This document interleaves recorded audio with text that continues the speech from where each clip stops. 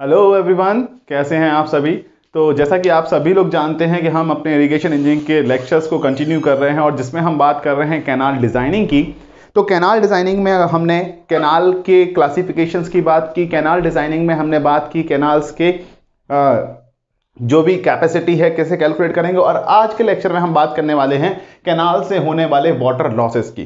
तो देखिएगा, हमने बात की है कि हमें जब डिजाइनिंग करना है तो हमें इफिशिएंट डिजाइनिंग करना है। इफिशिएंट डिजाइनिंग का मतलब कि वहां से होने वाले जो लॉसेस हैं वो कम से कम हो, और जितना पानी हम कैनाल में फीड करें वो सारा का सारा मोस्टली वाटर हमारी फील्ड तक पहुंच जाए।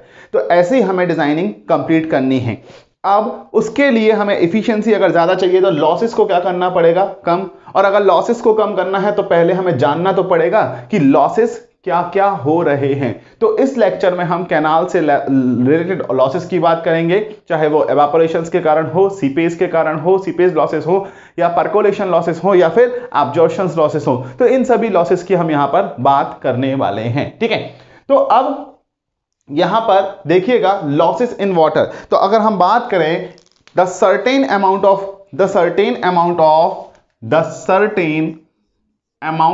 Water is always lost from canal either in the form of evaporation और सीपेज किसी भी तरीके से हमारा लॉसेस हो सकता है, ठीक है। अब यहां पर और भी छोटे छोटे लॉसेस हो सकते हैं, बट उन सभी लॉसेस को हमने माइनर लॉसेस की कैटेगरीज में रखा हुआ है और उनको यहां पर कंसीडर नहीं किया जाता है। तो जब भी कैनाल लॉसेस की अगर मैं बात करता हूं तो कैनाल लॉसेस में जो मेरे मोस्टली कंसीडर किए जाने वाले लॉसेस हैं, वो कैनाल लॉसेस में जो मोस्टली कंसीडर किए जाने वाले लॉसेस हैं वो मेरे एवापोरेशन एंड सीपेज लॉसेस होने वाले हैं। अब एवापोरेशन एंड सीपेज लॉसेस की अगर हम बात करें तो कैसे हो रहे हैं थोड़ा सा देखते हैं। पहले तो कैनाल का क्रॉस सेक्शन देखिएगा। अगर कैनाल का क्रॉस सेक्शन की बात करूं तो ये आपका कैनाल का क्रॉस सेक्शन हो गया है सपोज, ठीक है। अगर ये कैनाल का क्रॉस सेक्शन हुआ है तो इस क्रॉस सेक्शन में अगर हम बात करते हैं, इस क्रॉस सेक्शन में जो ये पोर्शन है इसको कहा जाता है साइड स्लोप ऑफ कैनाल। क्या कहा जाता है? Side slope of canal. और इसको कहा जाता है बेड ऑफ कैनाल। और अगर हम बेड ऑफ कैनाल बोलते हैं तो बेड का भी एक स्लोप होता है जिसको हम बोलते हैं बेड स्लोप ऑफ कैनाल, जिसको क्या बोला जाता है? बेड स्लोप ऑफ कैनाल बोला जाता है। अब नेक्स्ट पोर्शन क्या है? सीपेज का मतलब क्या होता है? मान लीजिए सपोज ये कैनाल अपनी फुल कैपेसिटी पे रन हो रहा है, तो फुल कैपेसिटी पे रन हो रहा है तो यहां पर क्या है आपके सन, और सन की हीट के कारण ये सन की हीट आई और सन की हीट के कारण पानी ऊपर की साइड एवापोरेशन के फेस में निकलना स्टार्ट किया। तो ये जो लॉसेस हुए इनको क्या बोला गया? इवापोरेशन लॉसेस बोले गए, ठीक है। नेक्स्ट क्या होता है? मान लीजिए अगर ये सॉइल मटेरियल, साइड स्लोप और bed of canal, if side slope and bed of canal are made of soil material या अर्थ मटेरियल के अगर हम बात करें सीपेज के फॉर्म में होता है तो कब होता है? जब सॉइल का साइड स्लोप और बेड ऑफ कैनाल जो भी है अर्थ मटेरियल के बने हैं। अर्थ मटेरियल का मतलब है मिट्टी के बने हुए हैं, सॉइल के बने हुए हैं, तो उस कंडीशन में यहां पानी। लेकिन अगर ये कंक्रीट का बना हुआ है तो लॉसेस हो सकते हैं, ऐसा नहीं बोल रहा हूं कि पूरी तरीके से रुक जाएंगे लॉसेस, लेकिन लॉसेस काफी हद तक कम हो जाएंगे या लगभग इतने कम हो जाएंगे कि हम उन्हें जीरो भी कंसीडर कर पाएंगे। लेकिन अगर हम बात करते हैं तो दो तरीके के कैनाल यहां पर हम बात कर रहे हैं, एक लाइन्ड कैनाल, एक अनलाइन्ड कैनाल। तो सीपेज लॉसेस किस में ज्यादा होंगे? अगर हम अनलाइन्ड कैनाल की बात करते हैं, ठीक है, अनलाइन्ड कैनाल की बात करते हैं तो यहां पर सीपेज लॉसेस क्या होंगे? सीपेज लॉसेस हायर, बहुत ज्यादा होंगे। और अगर लाइन्ड कैनाल की बात करते हैं तो लाइन्ड कैनाल में क्या होंगे? Seepage losses are controlled,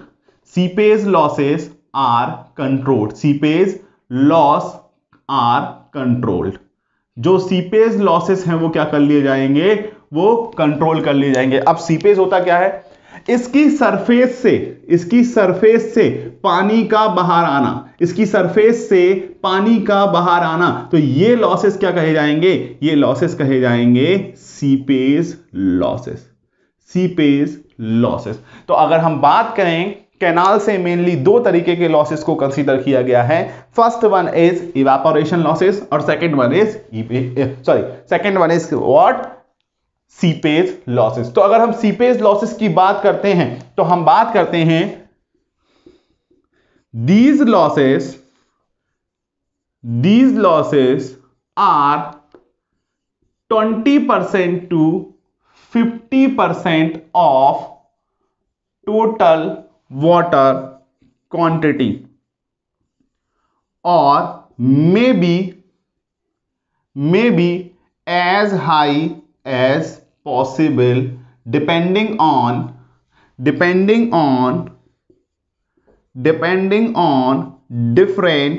factors। कई सारे फैक्टर्स हैं, जैसे कि हम बात करें हमारा टेम्परेचर हुआ, ठीक है। अगर हम बात करते हैं तो ये ध्यान रखिएगा, ये अप्रॉक्स बोल रहा हूं, अप्रॉक्सीमेट 20% टू 50%, ठीक है, अप्रॉक्सीमेट है ये value, approximate 20% to 50% of total water quantity, ठीक है। अगर हम बात करते हैं तो टोटल वाटर क्वांटिटी का मतलब समझ में आ रहा है या नहीं? सोर्स से, अगर ये हमारा सोर्स है, समझिएगा, ठीक है, ये हमारा सोर्स है, सोर्स से अगर मैंने 100 क्यूबिक पानी 100 क्यूबिक वाटर यहां से डिलीवर किया, 100 क्यूबिक वाटर क्या किया? Divert. 100 cubic water is diverted into canal. तो अगर हम बात कर रहे हैं 100 क्यूबिक वाटर अगर डाइवर्टेड किया गया है तो उसमें 20% यानी 20 से लेकर के 50 क्यूबिक तक का पानी लॉस हो सकता है, इतना पानी लॉस हो सकता है। या हम इसको वॉल्यूम वाइज लिखें तो 100 मीटर क्यूब पानी अगर हमने दिया तो 20 मीटर क्यू से लेकर के 50 मीटर क्यू तक पानी लॉसेस हो जाएगा, और इससे ज्यादा भी हो सकता है डिपेंडिंग ऑन डिफरेंट पैरामीटर्स। ये हमारे डिफरेंट पैरामीटर्स पर डिपेंड करने वाली बात हो जाती है। तो ये हमारे लॉसेस होते हैं वाटर में। अब हम बात करें लॉसेस जो काउंट कर रहे हैं वो हम कौन से कर रहे हैं? Evaporation and seepage. तो सबसे पहले अगर हम बात करें यहां पर तो कैनाल लॉसेस, अगर हम बात करें कैनाल लॉसेस तो कैनाल लॉसेस कितने टाइप के होंगे? दो टाइप के। एक होगा हमारा इवेपोरेशन लॉसेस और दूसरा लॉसेस जो हम काउंट करने वाले हैं उसको ही हम काउंट करते हैं सीपेज लॉसेस, ठीक है, seepage losses. Again seepage losses दो तरीके से हो जाते हैं, एक होता है परकोलेशन लॉसेस और एक होता है एब्जॉर्प्शन लॉसेस, ठीक है। अब एब्जॉर्प्शन और परकोलेशन लॉसेस क्या होते हैं, इनकी बात भी हम यहां पर करने वाले हैं, ठीक है। देखिएगा, एक सिंपल सी बात बता रहा हूं, परकोलेशन तब होता है जब ग्राउंड वाटर टेबल हमारे ग्राउंड लेवल के पास होती है। जब हमारी ग्राउंड वाटर टेबल या वाटर टेबल हम सिंपली बात करते हैं, जब हमारी नियर द ग्राउंड लेवल होती है तो हम बात करते हैं हमारा क्या होगा? Percolation losses. व्हेन लिख सकते हैं आप, और ये क्वेश्चन पूछा गया when water table is near the ground level, water table ground level के पास है, तो ये ऑब्जेक्टिव में पूछा गया है, तो कौन सा लॉसेस होगा? परकोलेशन। और यहां लिख सकते हैं when water table is away from ground level. जब वाटर टेबल ग्राउंड लेवल से अबे होता है तो उस कंडीशन में क्या होता है? एब्जॉर्प्शन लॉसेस हो जाते हैं। तो ये तो हमारा इंट्रोडक्शन था कि लॉसेस कितने कितने तरीके के होते हैं, किस किस तरीके से हो सकते हैं। तो अभी हमने जो ये डिफरेंट फैक्टर्स लिखा है, इन डिफरेंट फैक्टर्स को भी हमें यहां पर कंसीडर करना है कि ये क्या होते हैं। ये थोड़ा सा कैनाल के क्रॉस सेक्शन के बारे में है कि कैनाल बेड क्या होता है, कैनाल साइड स्लोप क्या होता है और किस तरीके से इनसे लॉसेस होते हैं। तो अनलाइंड और लाइंड कैनाल, तो अगर आपसे कोई पूछे कि एक कैनाल में सीपेज लॉसेस बहुत ज्यादा हैं और उसको हमें सेव करना है, लॉसेस को रिड्यूस करना है, तो आप क्या करेंगे? तो सबसे अच्छा तरीका होगा कैनाल को लाइनिंग करना। लाइनिंग करने का मतलब है इसमें कंक्रीट किया, कुछ ऐसे मटेरियल की एक लेयर लगा दी जाए जिससे कि लॉसेस होंगे जो वो कम हो जाएं, ठीक है। तो अब हम एक एक करके इन लॉसेस को पढ़ते हैं, ठीक है। तो अब हम सबसे पहले पढ़ेंगे इवेपोरेशन लॉसेस।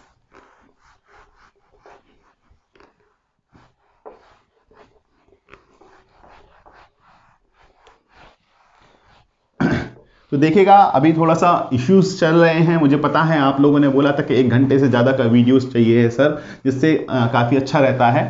तो मैं कोशिश करूंगा कि आपको जल्दी ही 1 आवर्स प्लस के वीडियो आपको मिले, बट कोशिश अभी ये कर रहा हूँ कि कंटिन्यूटी रहे, कि आपको वीडियो मिलते जाएं। तो जिस भी टाइम मुझे टाइम मिलता है, रात को, अर्ली मॉर्निंग में, उस समय यहाँ पर रिकॉर्ड कर लेता हूँ आपके लिए वीडियो, क्योंकि अभी थोड़े से इश्यूज चल रहे हैं जैसा कि मैंने आपको बताया हुआ था। जल्दी ही आपके लिए ये सारी चीज़ें ऑन पटरी आ जाएंगी, ठीक है। And thank you for cooperating. चलो, तो अगर हम बात करते हैं यहां पर कि नेक्स्ट हम बात कर रहे हैं एवापोरेशन लॉसेस। इवेपोरेशन लॉसेस, ठीक है। इवेपोरेशन लॉसेस होते क्या हैं? अगर हम बात करें इवेपोरेशन लॉसेस, तो अगर हम बात करें सीपेज लॉसेस के कंपैरिजन में जो इवेपोरेशन लॉसेस काउंट किए गए हैं वो बहुत ही माइनर माने गए हैं।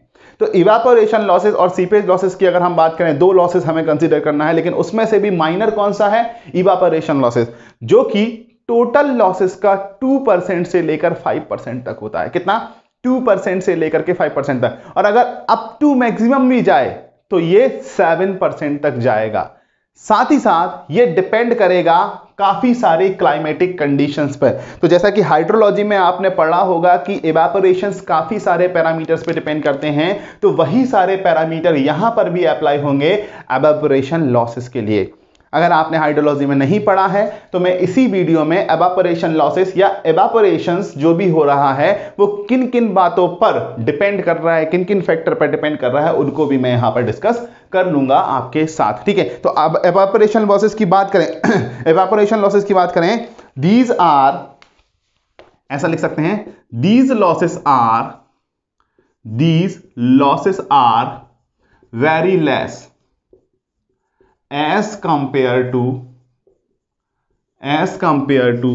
Seepage losses. सीपेज लॉसेस के कंपैरिजन में बहुत कम है। These are of the order of 2% to 5% of total losses. In extreme case, these losses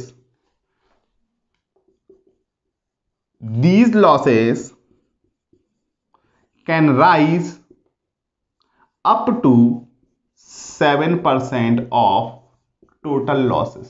जो भी टोटल लॉसेस हो रहे हैं उन टोटल लॉसेस के अप टू 7% तक ये लॉसेस भी राइज हो सकते हैं, ठीक है। तो अगर हम बात करते हैं these losses are very less as compare to seepage losses, seepage losses के कंपेरिजन बहुत कम, और ऑर्डर हमने लिख लिया है 2% टू 5%। ये ऑर्डर आपको बिल्कुल ध्यान रखना है। और मैक्सिमम कितना जा सकते हैं? अप टू 7%, क्योंकि ये ऑब्जेक्टिव में पूछे गए क्वेश्चन है। किसके कंपेरिजन है? ऑब्जेक्टिव में। Next evaporation losses depends on several factors like climate condition, wind, temperature, etc। तो हमने लिखा कि ये लॉसेस डिफरेंट तरीके के फैक्टर पर डिपेंड करते हैं, जिसमें क्लाइमेटिक कंडीशंस हैं, विंड है, टेम्परेचर है, एक्सेट्रा है।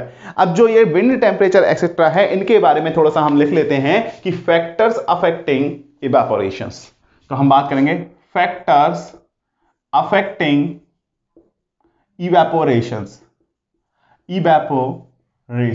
इवेपोरेशंस पे कौन कौन से फैक्टर हैं जो इवेपोरेशन को अफेक्ट करते हैं। या हम ऐसा लिख सकते हैं, evaporation losses depends on the same factor, या इस तरीके से लिख सकते हैं, evaporation losses depend on same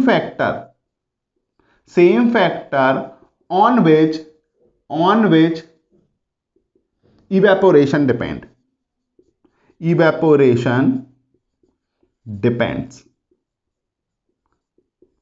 ठीक है। तो एक एक करके हम फैक्टर पढ़ लेते हैं कि वो एक एक करके फैक्टर जो हमारे होने वाले हैं वो एक एक करके फैक्टर हैं क्या। ठीक है।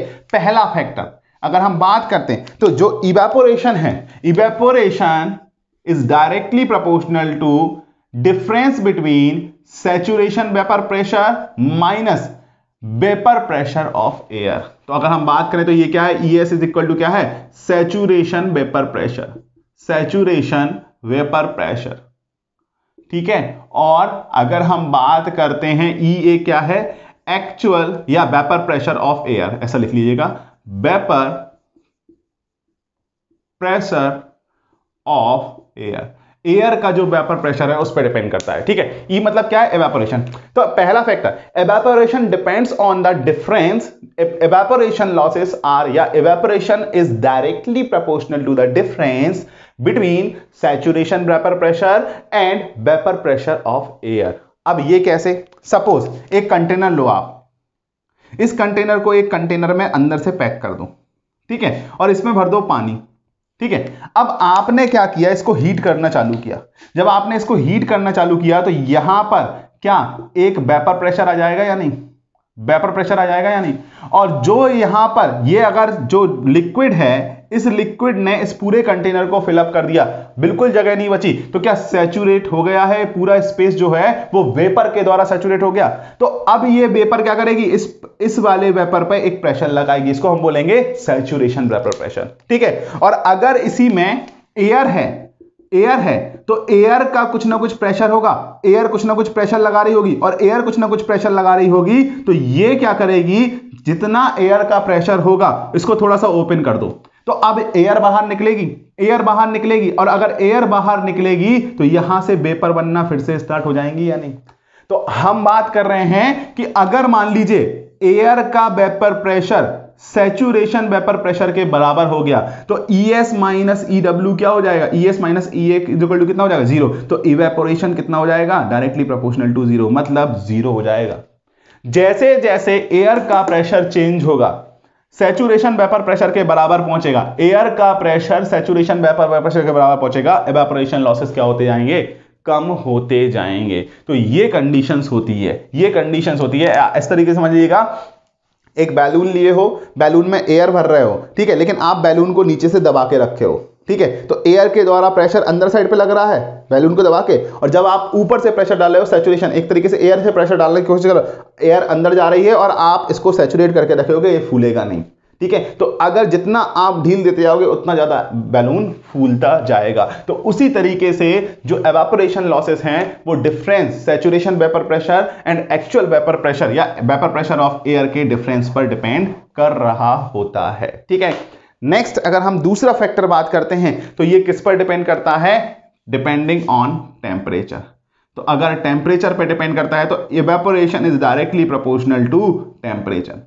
टेम्परेचर जितना ज्यादा होगा, टेम्परेचर जितना ज्यादा होगा, अगर हम बात कर रहे हैं टेम्परेचर ज्यादा हो रहा है तो उस कंडीशन में इवेपोरेशन भी क्या होता जाता है, ज्यादा होता जाएगा, और इवेपोरेशन ज्यादा मतलब लॉसेस भी ज्यादा हो जाएंगे, ठीक है। तीसरा विंड स्पीड, अगर हम बात करते हैं तीसरा तो विंड स्पीड पे, ठीक है। सपोज ये कंटेनर है, ठीक है, कंटेनर में पानी भरा हुआ है। अब कंटेनर को अगर आपने गर्म करना, हीट करना चालू किया तो पानी से वेपर यहां निकली, और अगर ये वेपर हवा नहीं है तो ये वेपर यहां पे हो गई या नहीं।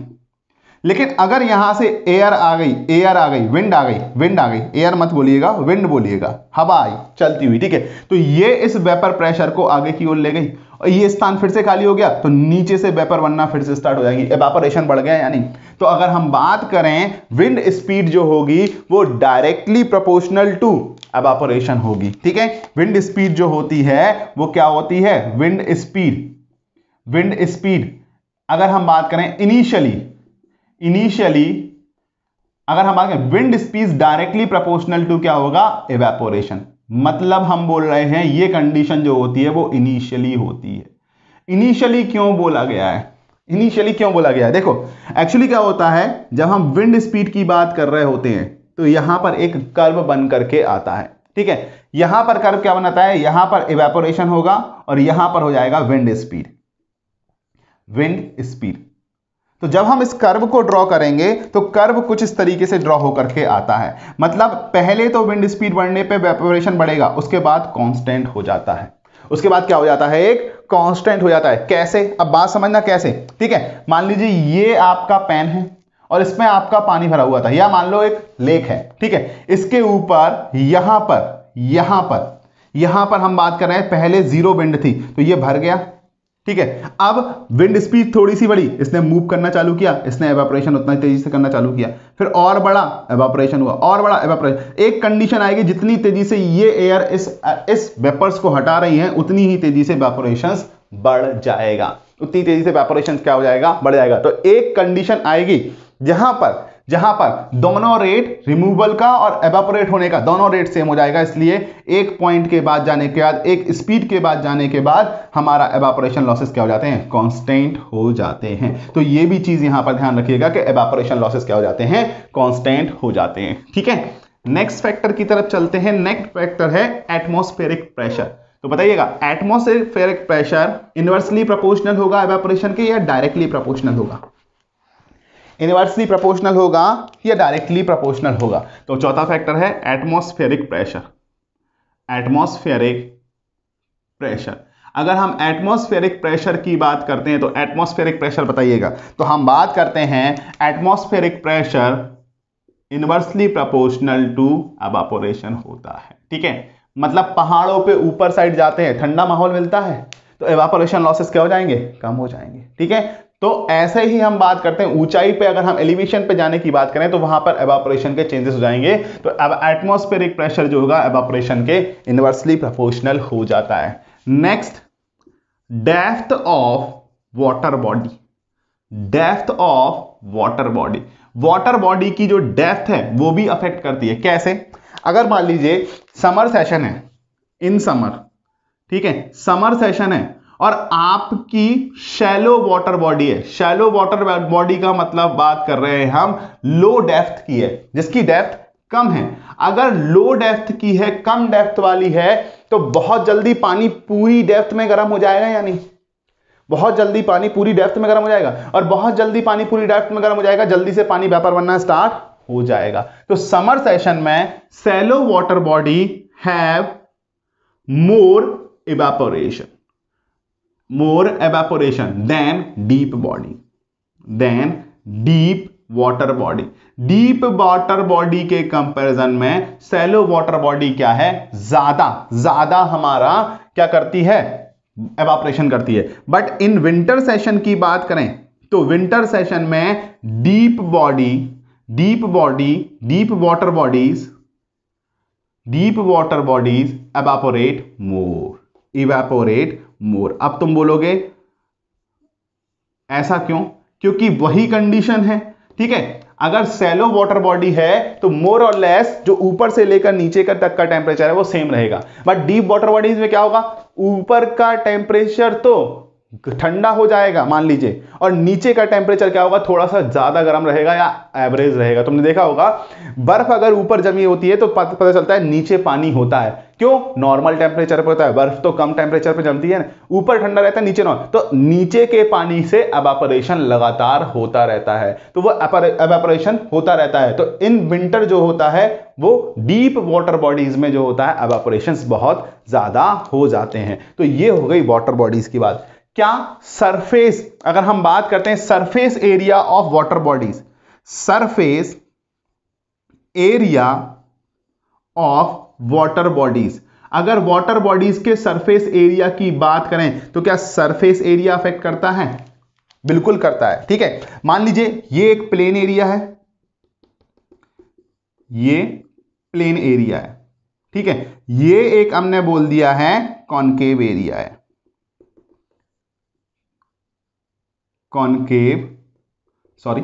कॉनकेव एरिया है, और ये क्या है, एक कॉन्वेक्स एरिया है, ये कॉन्वेक्स एरिया हुआ, ठीक है। तो अगर हम बात करें तो सरफेस एरिया जो है वो डायरेक्टली प्रोपोर्शनल होता है एवापोरेशन के, डायरेक्टली प्रोपोर्शनल होता है एवापोरेशन। जितना ज्यादा सरफेस आपका एक्सपोजर के लिए अवेलेबल होगा उतना ही जल्दी आपका उतना ही जल्दी क्या होगा, एवापोरेट हो जाएगा। जैसे एक एग्जांपल सुनाता हूं, ठीक है।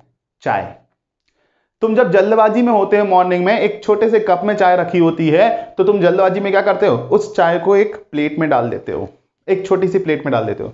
क्यों? क्योंकि एक्स जो सरफेस एरिया है बढ़ गया, और सरफेस एरिया बढ़ने के कारण जो हीट का एवापोरेशन हो रहा है, या हीट का जो क्या बोलेंगे उसको, हाँ, हीट जो बाहर निकल रही है, ठीक है, वो हीट ज्यादा जल्दी बाहर निकल जाएगी। बट कप में जो था वो छोटा सा सरफेस एरिया था, जिसके कारण हीट प्रॉपर्ली बाहर निकल नहीं पाई, और डेप्थ भी थी। यहां पर क्या हो गई, डेप्थ कम हो गई यानी, और सराउंडिंग एटमॉस्फेयर के कारण वो जल्दी कूलिंग हो जाती है। तो अगर हम बात करें, एक क्वेश्चन आ गया आपको कि बताइएगा निम्न में से किस वाटर बॉडीज में ज्यादा एवापोरेशन होगा। तो अगर हम बात करें सरफेस एरिया देखें, तो सरफेस एरिया अगर मैं इसको 1 2 3 बोलता हूं, तो सरफेस एरिया की बात करें, 3 का सरफेस एरिया सबसे ज्यादा, फिर 2 का सरफेस एरिया, और फिर किसका, 1 का, फिर 1 का सरफेस एरिया, फिर किसका, 2 का सरफेस एरिया हो जाता है। इस तरीके से हो जाता है, ठीक है। तो अगर हम बात करें तो ये कंडीशंस भी होती है। तो हम बात करें इवेपोरेशन लॉसेस, अगर हम इवेपोरेशन लॉसेस की बात करते हैं तो क्या होगा, 3 1 एंड 2। इस तरीके से हमारा इवेपोरेशन लॉसेस काउंट किया जाएगा, ठीक है। इवेपोरेशन लॉसेस इस तरीके से काउंट किया जाएगा। नेक्स्ट अगर हम बात करते हैं, चलो, तो इतने सारे फैक्टर हैं जिन पे इवेपोरेशन डिपेंड करता है। तो इनका आप स्क्रीनशॉट लेना चाहें तो स्क्रीनशॉट ले चाहें, बिल्कुल शॉर्ट में और बिल्कुल समझते हुए लिखने की कोशिश की है हमने, किस तरीके से ये सारी पैरामीटर अफेक्ट करते हैं। बाकी हाइड्रोलॉजी में आपने नोट्स बनाकर डिटेल में लिखने की कोशिश की होगी कि किस तरीके से होता है, ठीक है। तो हमने यहां पर क्या काउंट कर लिए हैं, इवेपोरेशन लॉसेस काउंट कर लिए हैं। लेकिन एक पॉइंट ध्यान रखना, इवेपोरेशन लॉसेस आप जितने चाहे फैक्टर्स पे डिपेंड कर लें, कभी भी एग्जैक्ट कैलकुलेशन हम नहीं कर सकते हैं। इवेपोरेशन लॉसेस के लिए कभी भी एग्जैक्ट कैलकुलेशन नहीं किया। जैसे इवेपोट्रांसपिरेशन था तो हमने पढ़ा हुआ था, वहां पे कोई एग्जैक्ट मेथड था नहीं। यहां पर भी क्लास ए पैन इवेपोरेशन मेथड है, ठीक है। Standard class pan evaporation method है, कोलोराडो सुनकैन मेथड है, एम्पेरिकल मेथड है, बहुत सारे मेयर्स मेथड है। तो बहुत सारे मेथड्स हैं। तो उन सभी मेथड्स में एग्जैक्टली किसी से भी हम इवेपोरेशन लॉसेस को काउंट नहीं कर सकते हैं, ठीक है। तो एक नोट करके लिख लेना, इंपॉर्टेंट पॉइंट है, कभी ऑब्जेक्टिव में पूछ सकता है कि इवेपोरेशन लॉसेस आर प्रेडिक्टेबल और नॉन प्रेडिक्टेबल, ठीक है। तो हम बोलेंगे evaporation losses are non predictable, इनको प्रेडिक्ट नहीं किया जा सकता। नॉन प्रेडिक्टेबल, इनको प्रेडिक्ट नहीं किया जा सकता है। Exactly only approximate estimations are done, only approximate estimation is done, केवल अप्रॉक्सीमेट एस्टिमेशन किया जाता है। Next point, they can not predicted but they can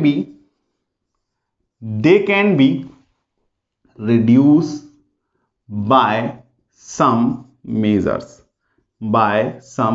कुछ मेजर्स को उपयोग करके हम उनको रिड्यूस कर सकते हैं। जैसे कभी शेड लगा दी, आजकल सोलर पैनल का एक ट्रेंड चल रहा है कि कैनाल्स वगैरह के ऊपर सोलर पैनल लगा देते हैं, जिससे लॉसेस जो है वो कम से कम हो जाएं, ठीक है। एक और चीज मैं बताना भूल गया, अगर एक और फैक्टर नोट कर लेना, सॉल्ट कंसंट्रेशन, ठीक है। अगर सॉल्ट कंसंट्रेशन की बात करें तो पानी में सॉल्ट अवेलेबल है, पानी में क्या है, सॉल्ट अवेलेबल है। और अगर पानी में इस तरीके से सॉल्ट अवेलेबल है तो ऊपर के स्पेस को ब्लॉक कर देंगे, ऊपर के स्पेस को क्या करेंगे, ब्लॉक, और ऊपर के स्पेस को ब्लॉक कर देंगे, सरफेस एरिया क्या हो जाएगा, कम। सरफेस एरिया कम हो जाएगा तो एवापोरेशन क्या हो जाएगा, कम हो जाएगा। तो मोर सॉल्ट कंसंट्रेशन, अगर हम बात करें तो सॉल्ट कंसंट्रेशन हमारे लिक्विड में अगर ज्यादा है, is directly inversely proportional to evaporation losses.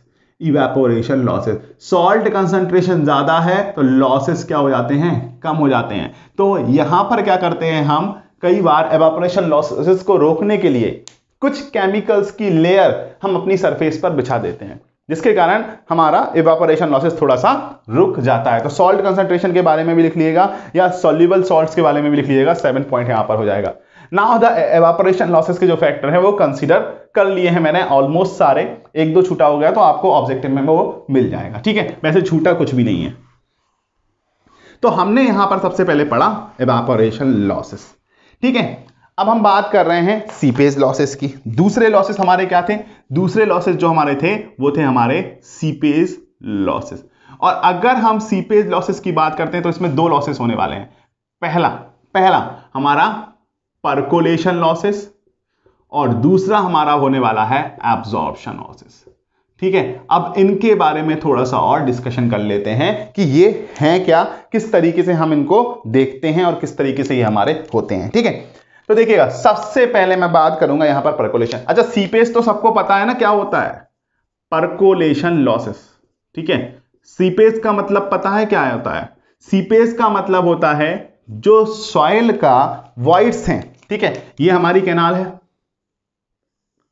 इस कैनाल में यहां पर सॉइल मटेरियल है, ये सॉइल से पानी का फ्लो होना, ये क्या कहलाता है? एक तरीके से सीपेज। सॉइल के बीच जो वॉइड स्पेस हैं, उन वॉइड स्पेस से पानी का फ्लो होना, वो हमारा क्या कहलाता है? वो हमारा कहा जाता है सीपेज कहा जाता है। तो सपोज अगर हम बात कर रहे हैं, यहां पर थोड़ा सा गड़बड़ बन गया है डायग्राम, इसको सही कर लेते हैं, ठीक है। अब हम बात करते हैं यहां पर मेरा ग्राउंड लेवल है, ये क्या है? ग्राउंड लेवल, ये है ग्राउंड लेवल, और ये हमारा वाटर टेबल है नियर द ग्राउंड लेवल।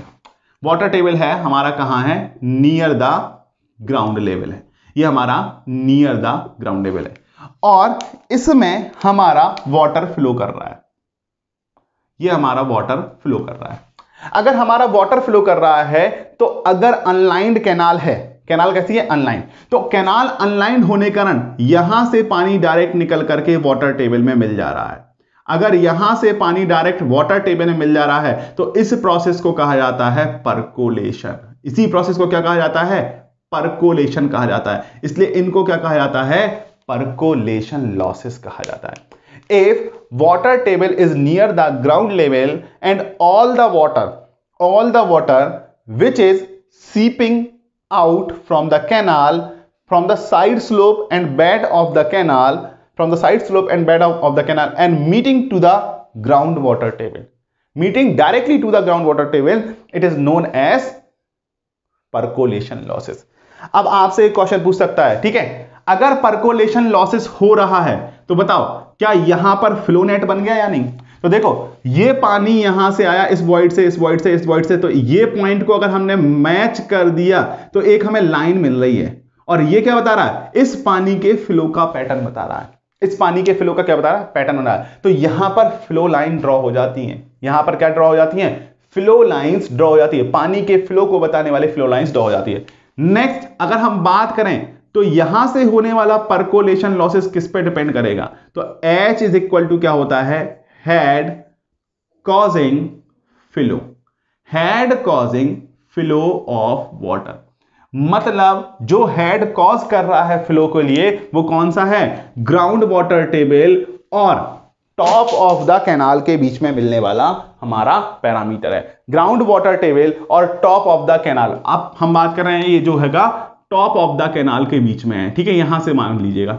तो देखिएगा, जैसे कि हम बात करते हैं, हमारे यहां टंकी लगी हुई है, एक टैंक लगा हुआ है, नीचे इसमें लगा हुआ है एक पानी का टैप, ठीक है, ये पानी का टैप लगा हुआ है, ये आपका ग्राउंड लेवल है, ठीक है।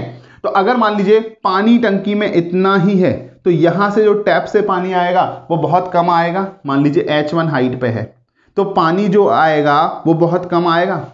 लेकिन अगर टंकी आपने पूरा भर दी है, H2 हाइट तक भर दी है, तो अब बताओ जो टैप से पानी आने वाला है वो काफी तेज आने वाला है। तो क्या इस हाइट पर, मतलब टॉप ऑफ वाटर लेवल और बॉटम ऑफ वाटर लेवल, इन दोनों के बीच में जो हाइट है, जो हेड है, क्या केवल इसी पे डिपेंड कर रहा है कि रेट ऑफ फ्लो क्या होगा? Head causing flow of water, rate of flow क्या होगा? अगर यहां पर पानी होता ही नहीं तो क्या पानी परकोलेट होकर के नीचे आएगा? तो जैसा कि हम बात कर रहे हैं यहां पर परकोलेशन लॉसेस की, थोड़ा सा इश्यूज हो गए थे, इसके कारण हम फिर से कनेक्ट हो रहे हैं आपके साथ। तो हम बात कर रहे थे यहाँ पर परकोलेशन लॉसेस की, और जब हम परकोलेशन लॉसेस की बात कर रहे हैं तो परकोलेशन लॉसेस क्या होता है।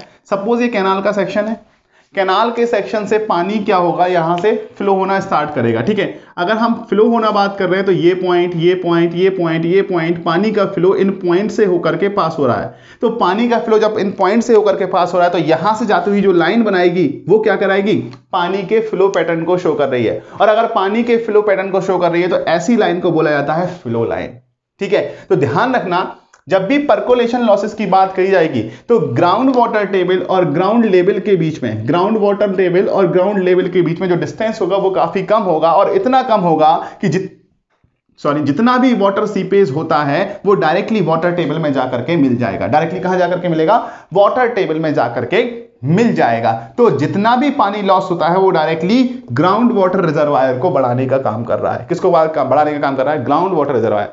अगेन जो ग्राउंड लेवल है या surface of free surface of water in the canal है, उससे लेकर के ग्राउंड वाटर टेबल तक जो भी जोन एग्जिस्ट कर रहा है उसको हम क्या बोलते हैं, सैचुरेशन जोन। और सैचुरेशन जोन का मतलब क्या है कि यहां पर जो सॉइल के पार्टिकल हैं उनके बीच जितनी भी खाली जगह हैं यानी वॉइड स्पेसेस हैं, वो वॉइड स्पेस सारे के सारे स्पेस पानी से भरे हुए हैं। मतलब इस बीच में जो सॉइल रहेगा वो कैसा रहेगा, कंप्लीटली सैचुरेटेड रहने वाला है। किसके कारण, फ्लो लाइंस के कारण। अगेन एक और पॉइंट, जो H है वो हेड कॉजिंग फ्लो क्यों बोला गया। देखिए आपके घर में टैंक लगे होते हैं, टैंक में मान लीजिए इतना पानी है और यहां से आकर के एक टैप लगा हुआ है, ये आपका टैप लगा हुआ है, ये ग्राउंड लेवल है, ठीक है। तो अगर जो पानी आएगा वो किसी इस हेड के कारण आएगा, H1 हेड के कारण। सपोज इस टंकी को आपने पूरा भर दिया तो जो हेड हो गया टैप और इसके बीच में H2 हो गया। पानी कब तेजी से आपके टैप में ज्यादा आएगा, जब टंकी फुल भरी होगी या नहीं। तो ये हेड जो है वो पानी के फ्लो रेट को डिपेंड कर रहा है या नहीं। उसी तरीके से यहां से होने वाले लॉसेस किसके, जो रेट ऑफ फ्लो है, यहां से जो लॉसेस हो रहे हैं उसमें जो रेट ऑफ फ्लो है वो किस पर डिपेंड कर रहा है, इस हेड पर डिपेंड कर रहा है। और ये हेड डिफाइन कैसे है, this head is defined in between free surface of water into the canal and water table level, water table level. तो अगर हम बात करें तो ये पॉइंट्स हमें बिल्कुल ध्यान रखने हैं कि यहां पर कंप्लीट सैचुरेशन हो रहा है फ्लो लाइंस के द्वारा, फ्लो लाइन ऑब्जर्व की जा रही है। और तीसरी बात, जो हेड कॉजिंग फ्लो है वो free surface of water and water table के बीच में डिफाइन है। नेक्स्ट पॉइंट, अगर यहां पर फ्लो हो रहा है तो सॉइल के पार्टिकल के बीच से फ्लो किस पे डिपेंड करता है, क्या परमेबिलिटी ऑफ सॉइल पे डिपेंड करता है, बिल्कुल परमेबिलिटी ऑफ सॉइल पर डिपेंड कर रहा होता है। तो हम यहां पर बात करेंगे परमेबिलिटी ऑफ सॉइल। तो जो भी लॉसेस हैं वो परमेबिलिटी ऑफ सॉइल, परमेबिलिटी ज्यादा होगी फ्लो ज्यादा होगा, और फ्लो ज्यादा होगा तो लॉसेस ज्यादा होंगे। अगर परमेबिलिटी कम हुई तो फ्लो कम होगा, और फ्लो कम होगा तो लॉसेस भी क्या हो जाएंगे, कम हो जाएंगे। तो परमेबिलिटी ऑफ सॉइल पर डिपेंड कर रही है। तो एक एक करके सारे पॉइंट्स के लिखते हैं कि the water sieves from canal directly meet ground water table, hence increasing the ground reservoir, ground reservoir को क्या कर रहा है, इंक्रीज। और कब होगा, ध्यान रखिए, generally occurs when distance between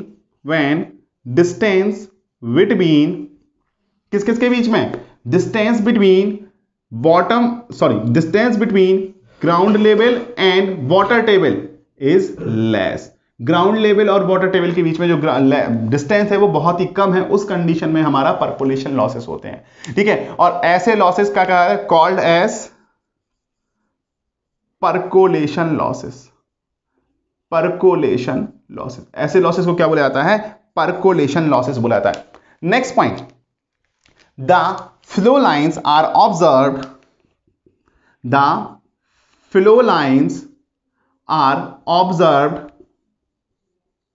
in between bottom of canal and ground water table। Ground water table, उनके बीच में फ्लो लाइन डिफाइन होती है। And soil in this region is completely saturated,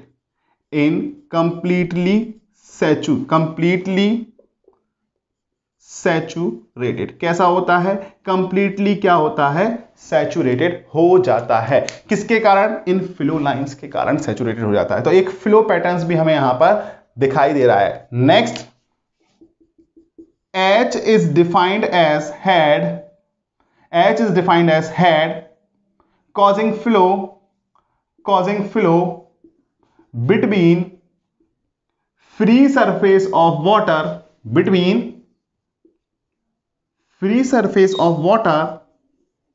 and top of water table।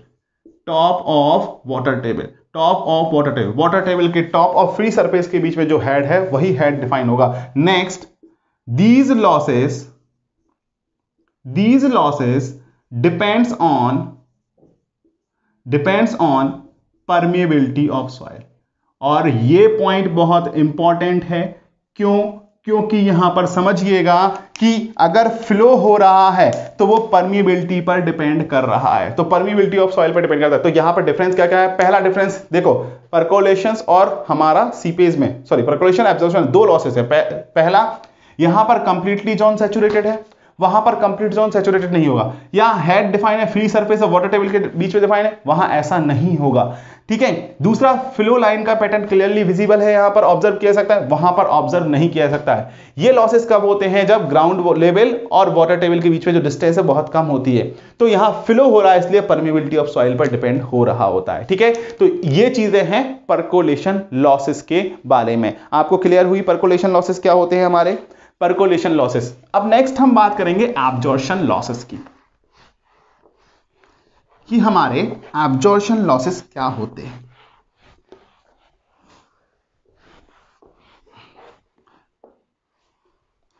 ठीक है, absorption losses heading डाल लीजिएगा, absorption losses. तो देखिएगा, जब मैं यहां पर एब्जॉर्प्शन लॉसेस की बात करता हूं, तो एब्जॉर्प्शन लॉसेस के केस में जो ग्राउंड वाटर टेबल होता है वो काफी नीचे आ जाता है, और एब्जॉर्ब मतलब क्या होता है? किसी चीज को सोखना। तो यहां पर जो सराउंडिंग सॉइल होगी, वो सराउंडिंग सॉइल पानी का फ्लो ना करवा करके उसको क्या कर लेता है? एब्जॉर्ब करवा लेता है। एब्जॉर्ब करवा लेता है। इस तरीके से क्या करवा लेता है? ये एब्जॉर्ब करवा लेता है। तो यहां पर पानी एब्जॉर्ब हुआ, और एब्जॉर्ब होने का मतलब क्या है? पानी को पकड़ के रखा गया है। अगर एब्जॉर्ब हुआ पकड़, और पकड़ने का काम अगर सॉइल में देखें तो किस पर है? Water holding capacity. और वाटर होल्डिंग कैपेसिटी किस पर डिफाइन है? पोरोसिटी पर डिफाइन है। तो ध्यान रखना, परकोलेशन लॉसेस परमिएबिलिटी पर डिफाइन है, और एब्जॉर्प्शन लॉसेस किस पे डिफाइन है? पोरोसिटी पर डिफाइन है। अगेन एक और चीज, ये जोन जहां तक पानी एब्जॉर्ब है, ये जोन बनाता है सैचुरेशन जोन। ये जोन क्या बनाता है? ये बनाता है सैचुरेशन जोन। और सैचुरेशन जोन के नीचे जोन ऑफ एयर एग्जिस्ट कर सकता है। तो अगर हमसे पूछे कि यहां पर बताइएगा, क्या कैनाल बेड से लेकर के वाटर टेबल तक अगर कंप्लीट जोन सैचुरेशन है तो वो किस तरीके के लॉसेस हैं? वो हमारे परकोलेशन लॉसेस हैं। और अगर कैनाल बेड के नीचे से वाटर टेबल तक कंप्लीट जोन सैचुरेटेड नहीं है, वो हमारा कैसे लॉसेस हो गए हैं? वो हमारा एब्जॉर्प्शन लॉसेस हो चुके हैं। ठीक है। नेक्स्ट, अब जो एब्जॉर्प्शन रेट है, वो एब्जॉर्प्शन रेट किस पे डिपेंड करेगा? वो एब्जॉर्प्शन रेट डिपेंड करता है इस हेड पे। तो H is equal to head causing absorption. ऐसा भी लिख सकते हैं, हेड कॉजिंग फ्लो भी लिख सकते हैं, लेकिन यहां पर एग्जैक्टली कोई फ्लो पैटर्न दिखाई नहीं देता है। तो परकोलेशन लॉसेस में क्या फ्लो लाइन विजिबल थी? यहां पर कोई भी फ्लो लाइन विजिबल नहीं होगी, क्योंकि कोई भी फ्लो डिफाइन नहीं है। अगेन, जो हेड है वो कहां से कहां तक डिफाइन है? जो हेड है वो free surface of water into the canal to the bottom of the saturation zone तक डिफाइन है। तो इस तरीके से दोनों में डिफरेंस क्लियर हो रहे हैं। तो अभी हम लास्ट में एक और बार डिफरेंस क्रिएट करके हम बात डिस्कशन करेंगे, लेकिन उसके पहले लिख लेते हैं एब्जॉर्प्शन लॉसेस। ठीक है, एब्जॉर्प्शन लॉसेस। अगर हम एब्जॉर्प्शन लॉसेस की बात कर रहे हैं तो हम बात करते हैं when water सीप्स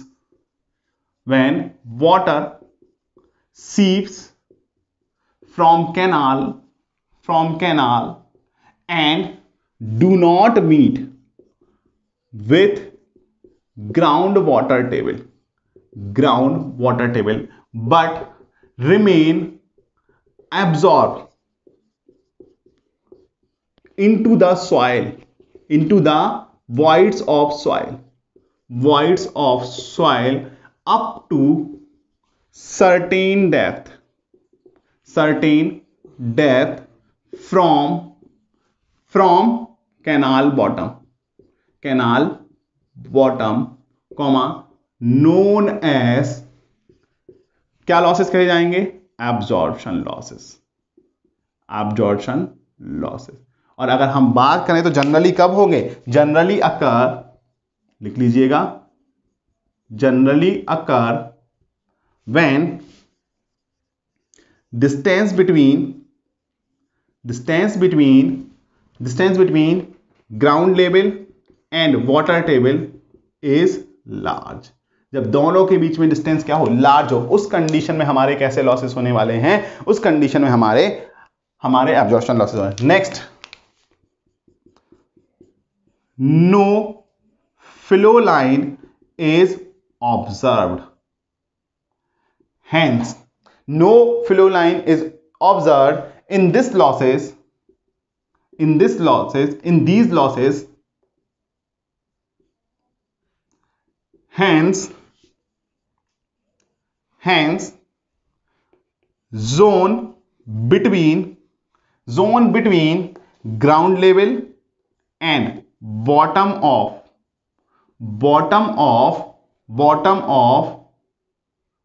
absorption is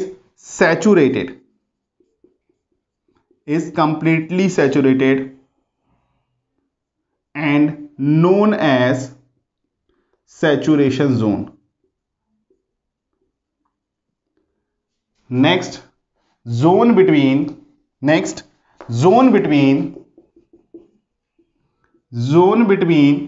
bottom of saturation zone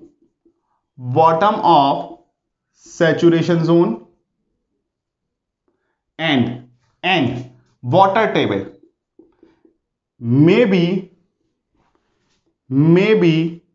dry or capillary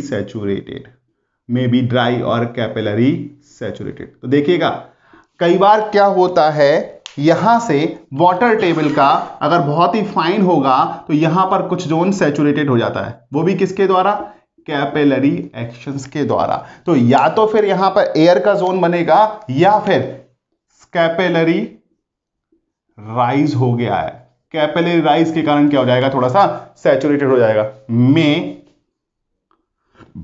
be possible, capillary rise भी क्या हो सकता है? पॉसिबल हो सकता है। ठीक है, नेक्स्ट है head causing flow is defined between free surface of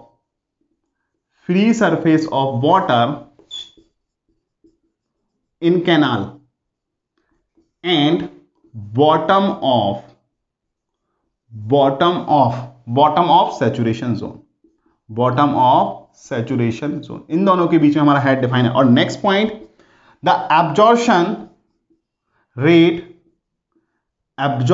rate mainly, ऐसा लिखिएगा, मेनली नहीं लिखिएगा, generally depends on water holding capacity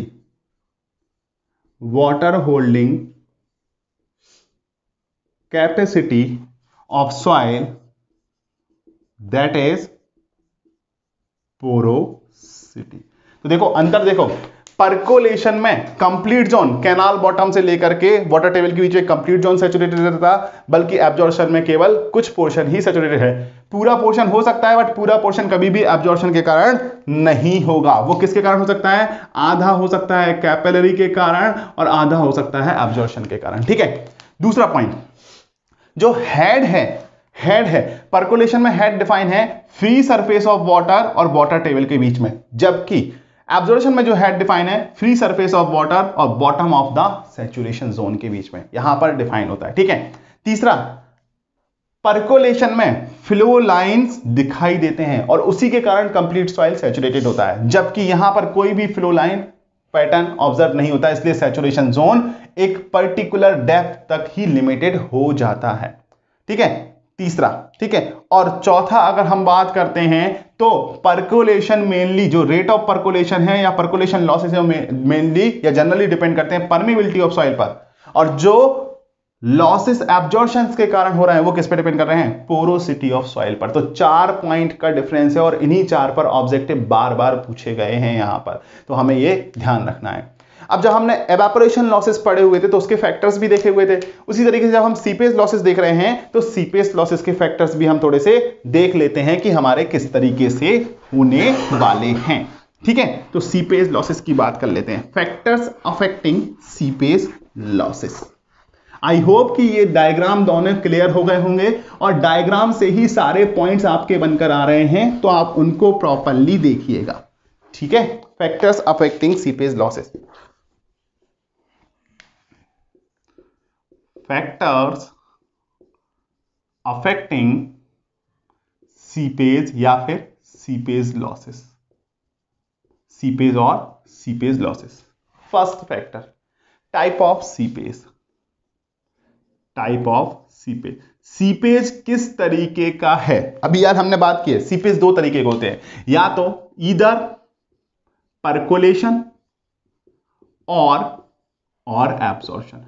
कौन सा सीपेज हो रहा है उसके हिसाब से देखेंगे कि सीपेज लॉसेस ज्यादा हो रहे हैं या सीपेज लॉसेस कम हो रहे हैं। ठीक है, उनके बेसिस पे हम बात करेंगे कि किस तरीके के सीपेज लॉसेस हो रहे हैं। ठीक है, दूसरा परमिएबिलिटी ऑफ सॉइल। अगर हम बात कर रहे हैं परमिएबिलिटी ऑफ सॉइल, और अगर सॉइल की परमिएबिलिटी जिसे हम बोलते हैं के coefficient of permeability, coefficient of permeability ज्यादा है तो लॉसेस क्या होंगे? ज्यादा हो जाएंगे।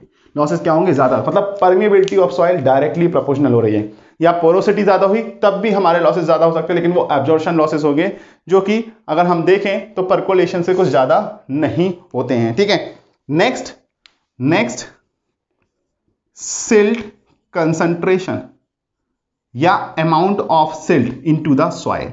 सिल्ट कंसंट्रेशन या amount of silt into the soil. ठीक है, तो अगर हम बात करते हैं, ये हमारे सॉइल के पार्टिकल हैं, बड़े पार्टिकल हैं। ठीक है, इन बड़े पार्टिकल के बीच में सिल्ट के छोटे छोटे पार्टिकल आकर के फंस गए।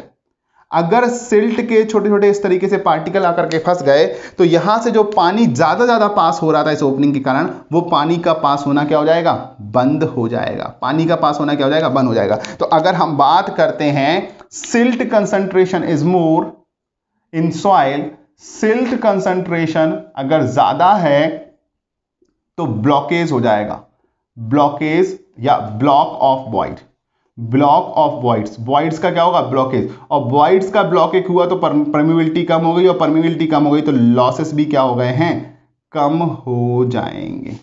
लॉसेस भी क्या हो जाएंगे? कम हो जाएंगे। ठीक है, नेक्स्ट अगर हम बात करते हैं velocity of water. Velocity of water, अगर वाटर की वेलोसिटी की बात करें, देखिएगा एक सॉइल मटेरियल है, एक एरिया है, एक लैंड है जिसको हमें इरिगेट करना है, उसमें तेजी से पानी डालिएगा, और तेजी से पानी डाल देंगे तो आगे साइड को जाता जाएगा, आगे साइड जाएगा, लॉसेस क्या है? कम होंगे। लेकिन अगर बहुत स्लो पानी डालोगे तो क्या होगा? एक जगह पर रुका रहेगा, फिर वहीं पे लॉसेस होने लगेंगे, नीचे जाएगा, आगे साइड नहीं बढ़ेगा। तो उस कंडीशन में हम बात करेंगे वेलोसिटी अगर ज्यादा होगी तो लॉसेस कम होंगे। If velocity is higher, velocity is higher तो लॉसेस क्या हो जाएंगे? लॉसेस आपके कम हो जाएंगे। लॉसेस क्या हो जाएंगे? कम हो जाएंगे। ठीक है, नेक्स्ट अगर cross section area and wetted perimeter of canal, ठीक है, कैनाल की वेटेड पैरामीटर और क्रॉस सेक्शन एरिया। ठीक है, अब देखो थोड़ा सा बना लेते हैं कैनाल। ये कैनाल है, ये कैनाल है। इस कैनाल में जो ऊपर की ये सरफेस है, ये सरफेस जो निकल के आएगी, इसको हम क्या बोलेंगे? Cross section area. इसको क्या बोला जाएगा? Cross section area. ठीक है, अगर क्रॉस सेक्शन एरिया ज्यादा है तो सरफेस ज्यादा है, सरफेस ज्यादा है, या आप इस तरीके से बोलिए, ये नीचे वाला पैरामीटर, ये क्रॉस सेक्शन एरिया, ये क्रॉस सेक्शन एरिया हो गया या नहीं? ठीक है, तो ये अगर ये ज्यादा है तो अलग होगा।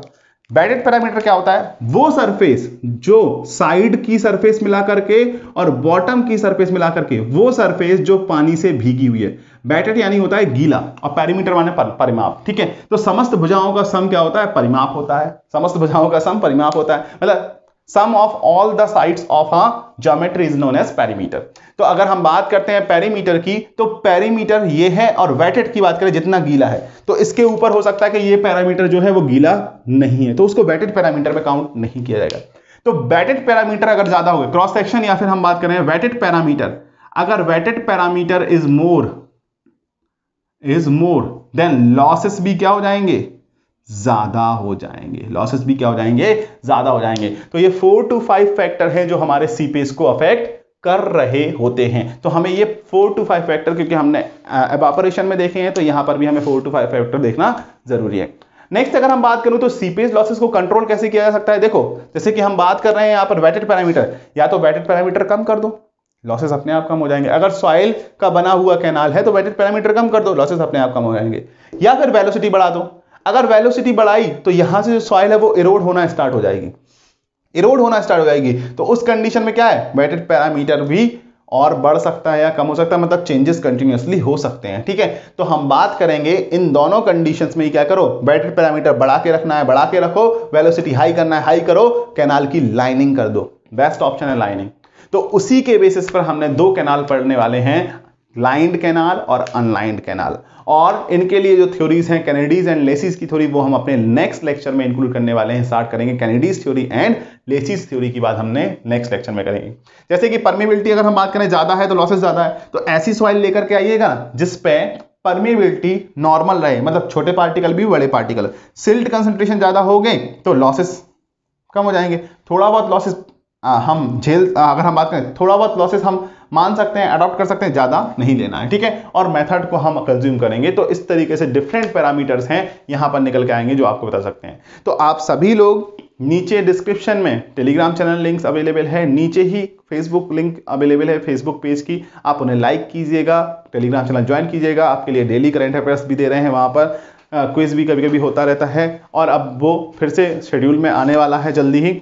एंड सभी लोग कमेंट सेक्शन में बताइएगा कि आपको कैसा लग रहा है, इरिगेशंस ठीक जा रहा है, आपके हिसाब से कुछ रिक्वायरमेंट है तो हम उसको अपडेट भी कर सकते हैं। साथ ही साथ सॉरी फॉर दैट कि आप लोगों ने बोला था सर 1+ आवर्स के लेक्चर्स चाहिए हैं, बट अभी किसी कारण से हो नहीं पा रहा है। जब भी हमें टाइम मिला है, इवनिंग, अर्ली मॉर्निंग, हम यहाँ पर अपनी रिकॉर्डिंग्स कर रहे हैं। ठीक है, तो आप देखिएगा, जल्दी हम इस चीज़ को प्रॉपर लेकर के आएंगे। And thank you for your patience. Channel को सब्सक्राइब कर लीजिएगा जिन्होंने नहीं किया है, वीडियो लाइक कीजिए, शेयर कीजिए, अच्छा लग रहा है तो दोस्तों के साथ भी शेयर कीजिएगा, और डाउट डिस्कशन ग्रुप में ज़्यादा से ज़्यादा आइएगा यार, क्योंकि आप लोग पीछे चल रहे हैं कहीं ना कहीं, तो डाउट डिस्कशन ग्रुप में उतना ज़्यादा मज़ा नहीं आ पाता है। तो डाउट डिस्कशन ग्रुप में आइएगा, साथ ही साथ डाउट सेशंस जो ले रहे हैं लाइव, उसमें भी अपने अपने प्रॉब्लम्स को पुट अप कीजिएगा। तो मिलते हैं एक छोटे से ब्रेक के बाद। Thank you so much everyone, thank you so much.